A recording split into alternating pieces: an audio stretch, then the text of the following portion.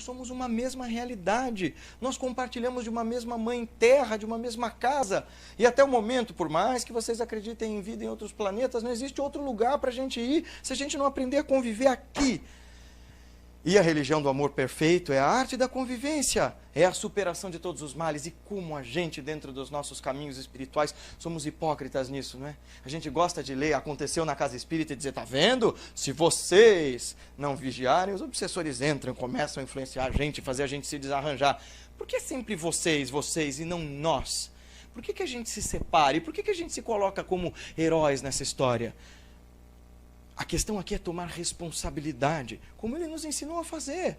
É assumir para nós, não mais a ideia de karma, mas uma outra ideia de indiana, já que a gente gosta de se apropriar de palavras, a ideia de dharma, de dever justo, bom e reto, para viver bem em plenitude. E só dá para viver bem em plenitude se eu compartilho isso com os outros. Só é possível viver a religião da plenitude, a religião do amor pleno, a religião da sabedoria plena, a religião da ação plena, a religião da união plena, se eu for capaz de compartilhá-la com os outros. Porque conquanto eu me recorte do mundo, eu ainda sou uma instância egóica e infantil. Conquanto eu percebo que os meus semelhantes são a realidade mais perfeita de Deus que eu posso enxergar no olhar sincero que eu troco com cada um de vocês, bom, aí eu estou praticando a religião viva de Jesus. E aí eu não simplesmente estou falando que no Natal é para a gente lembrar dele, e a gente simplesmente lê uma passagem do Evangelho e ataca aquela mesa da ceia que nem um bando de gafanhotos. Bem, lembrar de Jesus é ter um momento de silêncio no qual você tenta pensar como é que a vinda dele, que foi tão magnífica, contribui diretamente para a minha transformação. E por último, eu gostaria de dizer então que é sobre isso que todo o trabalho de Jesus trata, sobre transformação. O mundo transforma-se incessante e inexoravelmente o tempo todo. Você não tem como controlar isso. É teu ego aí falando, tentando controlar as coisas e manter todas elas na rédea da sua vontade. Mas o que Jesus nos ensinava era o caminho das transformações conscientes e lúcidas. Bom, se tudo se transforma, que eu entre nesse processo de transformação voluntariamente e que me transforme para melhor. E que eu não vá me deteriorando. Ah, mas gente, na doutrina diz que o espírito não regride, ele só progride. Enfim, mas o teu corpo degringola conforme os anos vão passando. A tua memória, de alguma forma, se você não exercita, atrofia. E as virtudes e os caminhos espirituais, penso eu, são de alguma maneira como um músculo. Se a gente não exercita, eles vão se atrofiando, vão se tornando inúteis e no fim das contas, quando a gente tenta resgatar essas potencialidades, elas não nos servem mais. Então, o exercício é diário.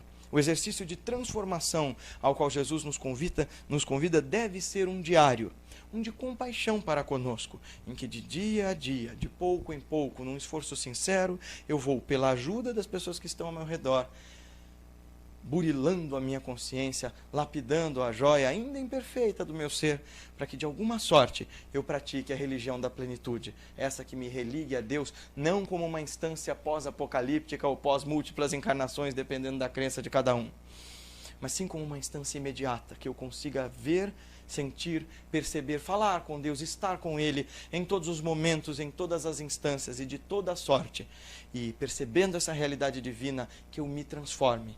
A mensagem final dele para todos nós era essa, que a gente possa despertar. Então pergunte-se a si mesmo todos os dias se a tua vinda nesta casa é simplesmente para te anestesiar do teu ego, fazendo perder tempo os dirigentes, os trabalhadores, a espiritualidade toda, fazendo você ouvir verdades confortáveis que você não tem coragem de aplicar, ou se você está disposto a atravessar essa porta larga de caminho estreito e praticar a religião de Jesus, que de fato transforma, desperta, nos torna seres mais perfeitos de pouco em pouco, nos preparando para um amor pleno, uma sabedoria plena, uma paz plena, uma liberdade plena, uma união plena e uma ação virtuosa plena de toda sorte. Desejo isso a todos vocês e por todo esse acolhimento e esse carinho que recebi do olhar de cada um e cada uma de vocês, agradeço profundamente.